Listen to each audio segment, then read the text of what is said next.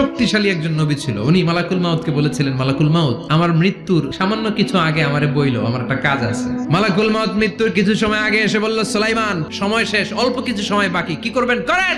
সাইয়েদনা সুলাইমান জিনদেরকে ডাকলো, ও জিনেরা, বিশাল একটা প্রজেক্ট আছে, প্রজেক্টে কাজ শুরু করো। আর কিছু জিনকে বলল, চারদিকে গ্লাস ফিটিং করা একটা রুম বানাও। সাইয়েদনা সুলাইমান আলাইহিস সালাম গ্লাস ফিটিং করা রুমের ভেতরে ঢুকলেন। এই রুমে ঢুকার দরজা নাই, হাতে একটা লাঠি নিলেন, লাঠির মধ্যে ভর করে দাঁড়িয়ে রইলেন আর জিনদের দিকে তাকিয়ে রইলেন। জিনেরা এত বদমাশ ছিল, সাইয়েদনা সুলাইমান দাঁড়িয়ে না থাকলে কাজ করতো না, দাঁড়ায় না থাকলে আজও লোকজন কাজ করতে চায় না, ঠিক কিনা?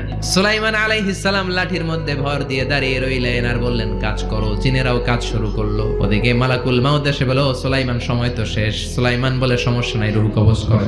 মালাকুল মাউত ওইভাবে লাঠিতে ভর দেওয়া অবস্থায়, দাঁড়ানো অবস্থায় সাইয়েদনা সুলাইমান আলাইহিস সালামের রূহ কবজ করে নিলেন। উনি এমন ভাবে দাঁড়িয়েছেন, রূহ চলে গেল, লাশ হয়ে দাঁড়িয়ে রইলেন। লাঠি